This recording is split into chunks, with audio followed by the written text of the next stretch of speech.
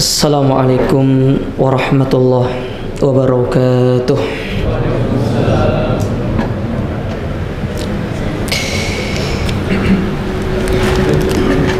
Innal hamdalillah nahmaduhu wa nasta'inuhu wa nastaghfiruh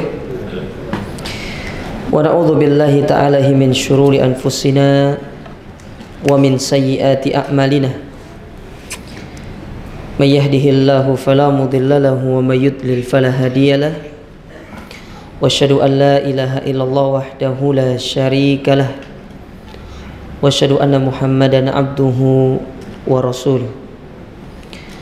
Amma ba'du, kaum muslimin wal muslimat, para jamaah salat Isya dan tarawih insyaallah Masjid Al-Hikmah Gayung Sari yang semoga senantiasa dirahmati serta dimuliakan oleh Allah Subhanahu wa ta'ala.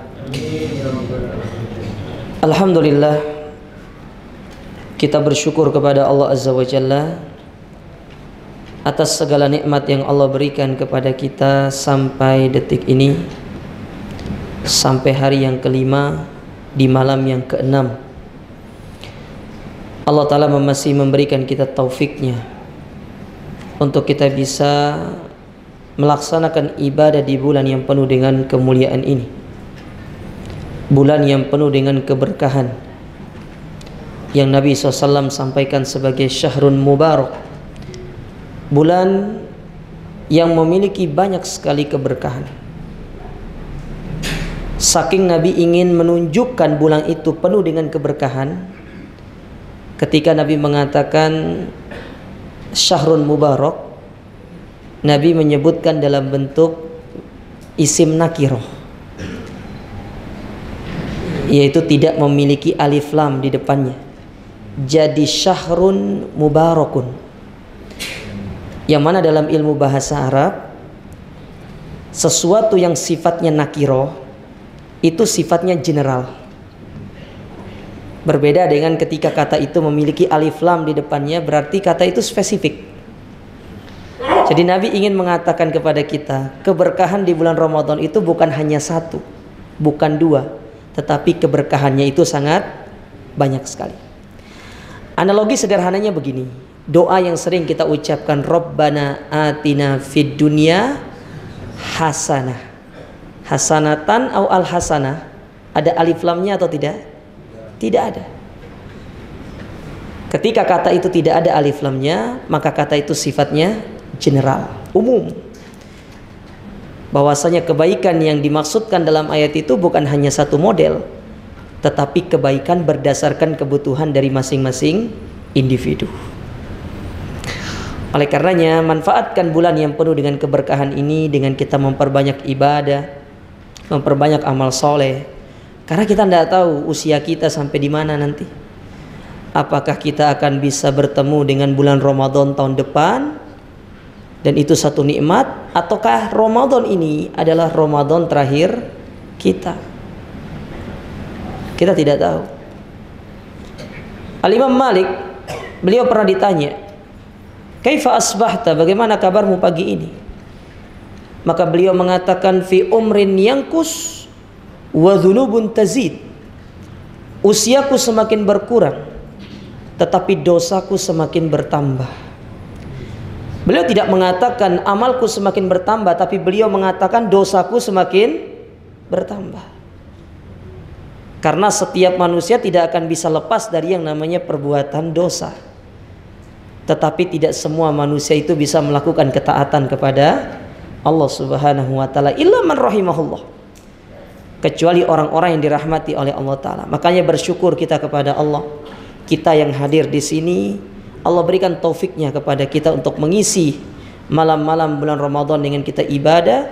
Dan semoga amal ibadah yang telah kita lakukan selama bulan Ramadan tahun ini dicatat sebagai pahala dan pemberat timbangan amal kebaikan kita di akhirat kelak. Allahumma amin.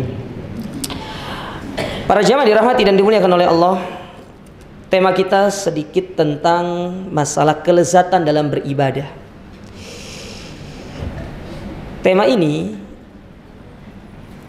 saya ambil dari satu perkataan yang mungkin sudah pernah disampaikan di sini, ketika kita kajian di Ahad pagi itu, mungkin sekilas pernah disampaikan, tapi saya ingin mengingatkan kembali kepada kita. Mungkin ada di antara kita di sini yang tidak sempat mendengar nasihat ini.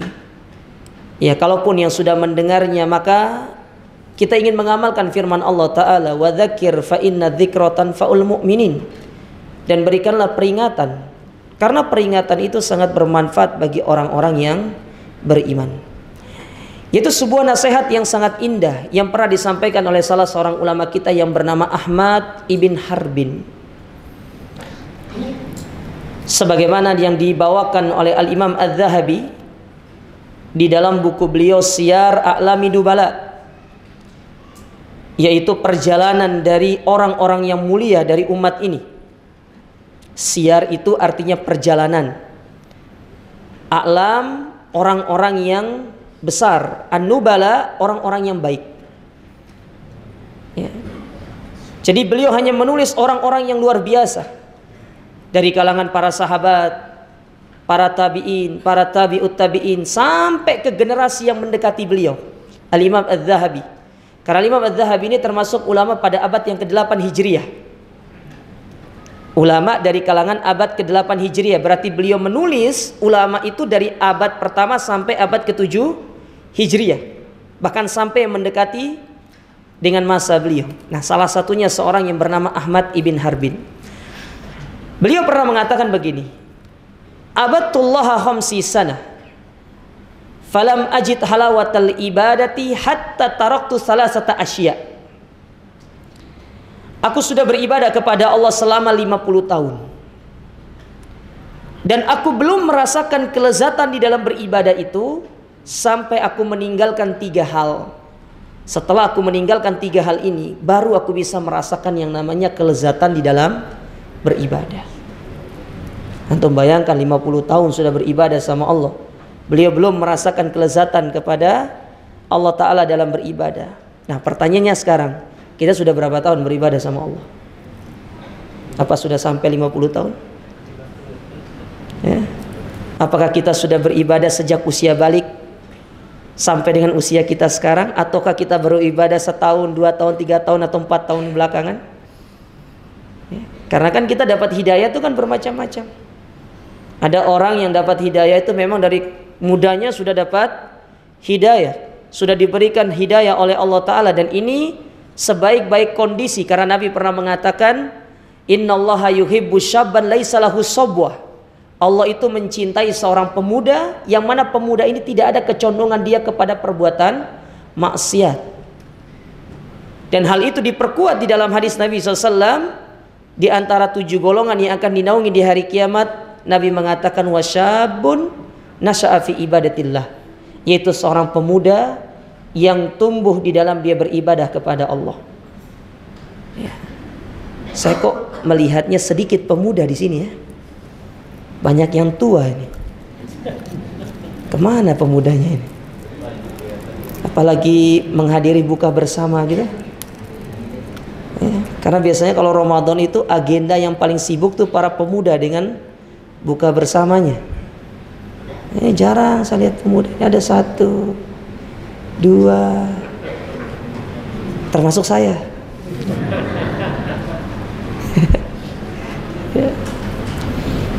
Baik. Kita kembali ke perkataan tadi. 50 tahun. Apa 3 perkara itu? Yang pertama beliau mengatakan, taraktu ridon nas hatta qadartu an atakallam bil haq. Supaya kita bisa merasakan lezatnya ibadah itu, yang pertama yang harus dilakukan, kata beliau, meninggalkan ridho manusia. Karena kalau mencari ridho manusia, konsekuensinya satu, kata beliau, sungkan untuk menyampaikan kebenaran. Akhirnya panjenengan sedoyo jatuh dalam madhab sungkanisme.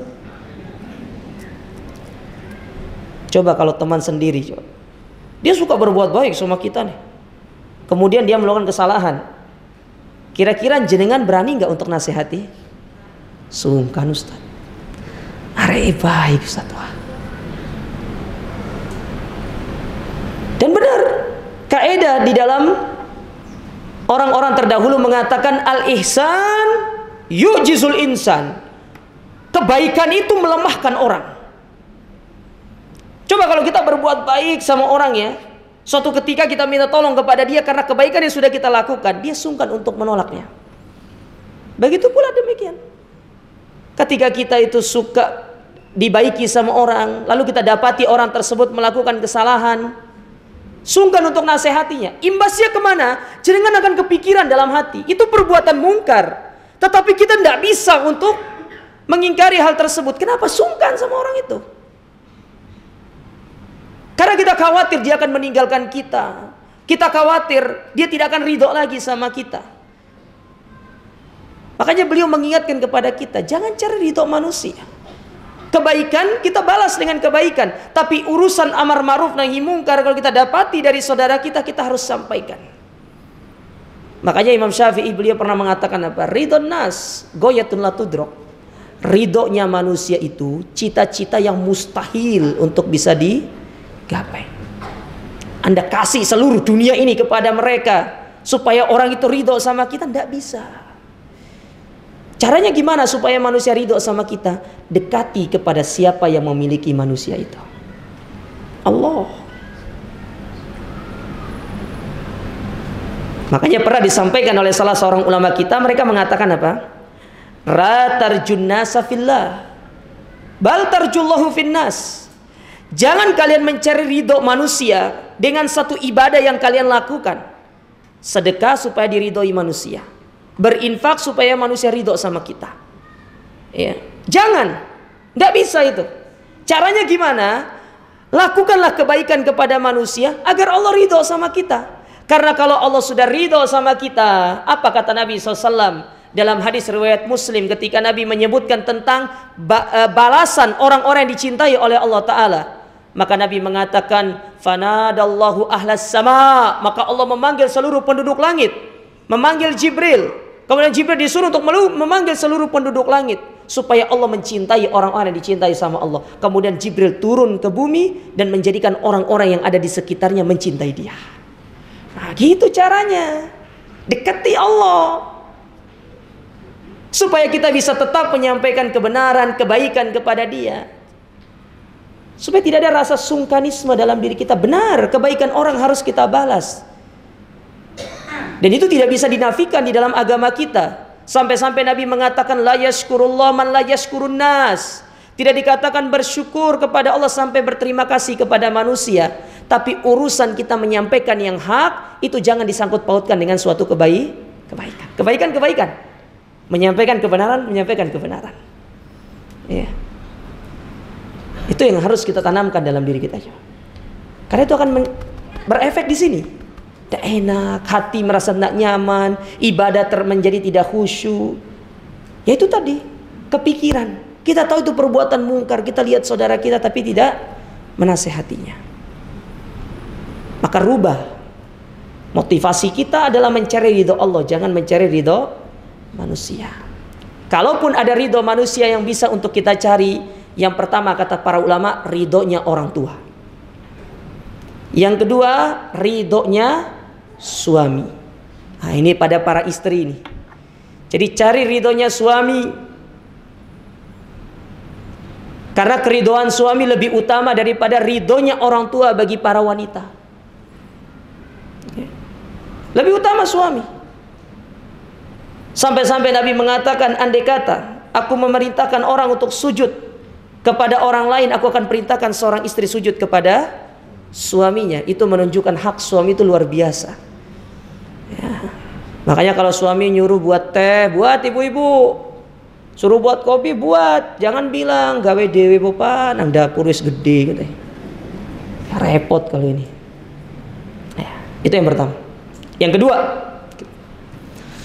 agar kita merasakan lezatnya ibadah itu, beliau mengatakan, taraktu suhbatal fasikin hatta wajadtu suhbatas salihin.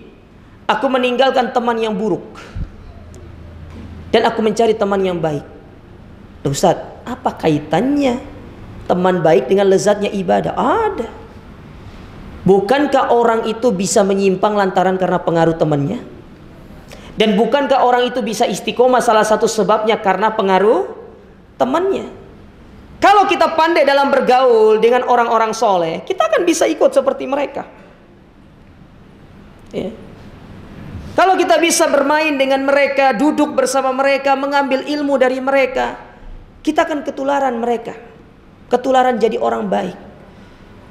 Makanya coba lihat perumpamaan Nabi ketika memberikan perumpamaan antara teman yang baik dengan teman yang buruk itu. Kalau teman baik seperti penjual minyak wangi, kalau teman buruk itu seperti pandai besi. Artinya kalau kita duduk sama orang baik, kita akan mendapatkan bau harum, image yang baik. Meskipun kita tidak bisa seperti mereka, tetapi kita proses ke sana. Dan itu akan berpengaruh sama ibadah kita, berpengaruh kepada kelezatan ibadah kita. Ketika bulan Ramadan mereka mengajak kita, ayo berlomba-lomba dalam urusan akhirat, semangat di dalam kita beribadah kepada Allah. Tapi berbeda dengan orang-orang yang fasik, suka bermaksiat. Mereka juga mengajak kita, tapi mengajak kepada keburukan. Akhirnya nanti bisikan mereka kepada kita apa? Wis gak usah puasa lah. Allah itu kan maha pengampun katanya. Benar, Allah maha pengampun. Tetapi kan untuk menggapai ampunan Allah itu butuh usaha. Dengan ibadah, dengan kita menjadi orang baik. Bukan hanya bersandar Allah kan maha pengampun, tidak. Harus ada usahanya. Nah, salah satunya dengan teman yang baik itu.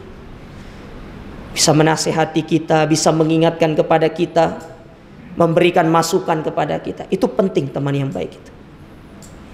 Ya. Makanya seorang penyair pernah mengatakan begini. Anil mar'i la tas'al wasal qarinahu fa innal qarina bil maqarini yaqtadi. Kalau pingin tahu orang ini orang baik, jangan tanya dia langsung, tapi coba lihat siapa teman dia bergaul. Karena biasanya teman itu akan mengikuti pola dari beragama temannya, teman dekatnya. Kalau kata orang Arab itu as-sahibus sahib, teman itu menarik. Mari cari teman yang baik, ikhwan.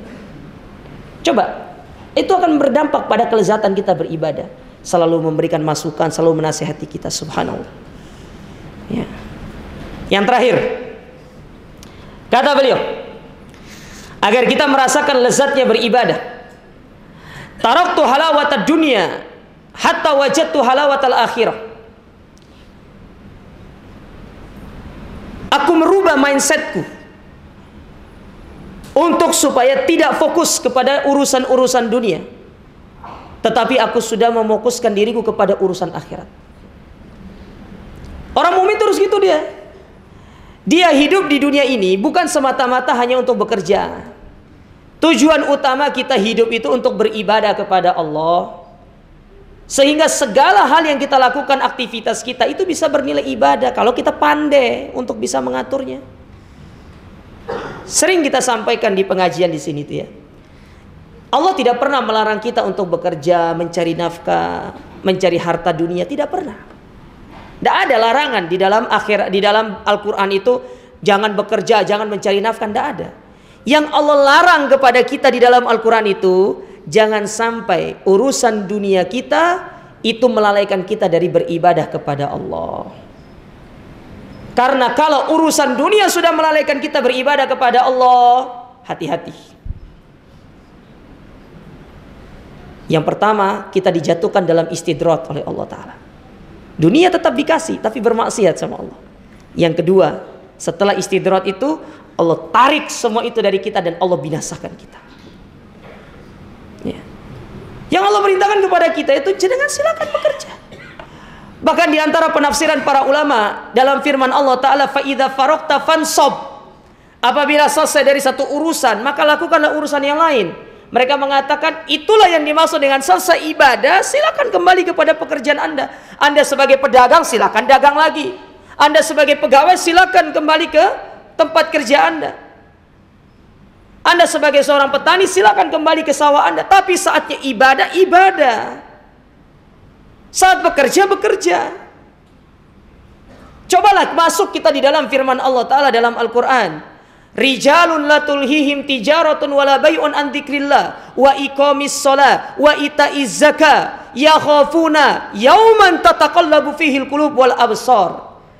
Bahwasanya di antara orang-orang yang dipuji oleh Allah di dalam Al-Quran itu adalah orang yang bekerja, berniaga, bertransaksi, jual beli, bercocok tanam. Tetapi semua itu tidak melalaikan mereka dari satu. Saatnya beribadah, ibadah. Saatnya sholat, sholat. Saatnya sedekah, sedekah. Saatnya zakat, zakat. Kenapa demikian? Mereka takut suatu saat nanti ketika mereka bertemu dengan Allah Ta'ala, mereka akan ditanya semua itu sama Allah. Tidak pernah dilarang kita, cuma tinggal mengatur waktu aja. Allah tidak meminta banyak dari waktu kita kok. Ya. Pertanyaannya gini jamaah sekalian, kita tuh sebenarnya tidak konsisten dengan ucapan kita. Ustadz, dunia akhirat harus seimbang. Toib, kita pegang kata itu. Antum bekerja 8 jam, kira-kira antum sanggup beribadah 8 jam? Sanggup atau tidak beribadah? Kan katanya harus seimbang dunia akhirat. Namanya seimbang itu kan harus sama dong. 8 jam bekerja, 8 jam beribadah. Tak bisa ya kan? Karena Allah tahu kondisi kita, makanya Allah tidak menyuruh kita beribadah 8 jam. Ya. Tidak disuruh kita beribadah, tapi saatnya ibadah. Saatnya bekerja. Bahkan orang yang amanah dalam pekerjaannya itu dihitung sebagai ibadah di sisi Allah. Nah, kalau itu bisa kita terapkan dalam diri kita, ikhwan. Lezatnya ibadah itu bisa kita rasakan karena hati kita tidak tergantung dengan urusan-urusan dunia. Saya yakin ya, antum sering melihat fenomena terutama di Masjid Nabawi itu, seputaran Masjid Nabawi, kalau sudah waktunya adzan semua toko pada tutup. Mereka tidak pernah risau dengan rezeki mereka, karena yang menggerakkan customer itu ke toko kita adalah Allah. Jadi kalau pingin semua itu bisa digapai dengan baik, bangun hubungan dengan baik dengan Allah Ta'ala. Terakhir, saya tutup dengan firman Allah Ta'ala. Allah mengatakan apa? Wa fis samaa'i rizqukum wa ma tu'adun. Rizki kalian itu di mana? Di langit. Jadi caranya itu hubungi yang di langit dulu, biar yang di langit itu nurunkan ke bawah. Jadi konsep rizki itu naik dulu ke atas, ibadah dulu, baru Allah turunkan nanti ke bawah. Itu konsep rizki itu. Kita kan selalu mencari rizki itu di bawah ini. Naik dulu ke atas, ketuk dulu pintu langit itu. Kalau sudah dibuka, Allah turunkan ke bawah, baru kita mencarinya. Itu yang benar. Coba sekarang dipraktekkan yang demikian. Pasti akan berubah atau berbeda hasilnya. Tidak akan pernah sama dengan apa yang pernah kita lakukan sebelumnya. Tapi ingat, dibangun di atas keyakinan kepada Allah Subhanahu wa Ta'ala. Nah, inilah wasiat dari seorang yang bernama Ahmad ibn Harbin, ya, untuk kita bisa merasakan lezatnya ibadah itu. Kita awali dari kita mencari ridho Allah, mencari teman yang baik, kemudian hendaklah motivasi kita hidup ini adalah untuk mengejar negeri akhirat. Ya, kalau sudah demikian, insya Allah sholat, puasa, baca Quran dan yang lainnya, kita akan bisa merasakan kelezatannya, dan itu akan menjadi pahala kita nanti di hari kiamat. Semoga disampaikan bermanfaat. Wa jazakumullah atas perhatian antum semuanya. Wa barakallahu fikum. Wassalamualaikum warahmatullahi wabarakatuh.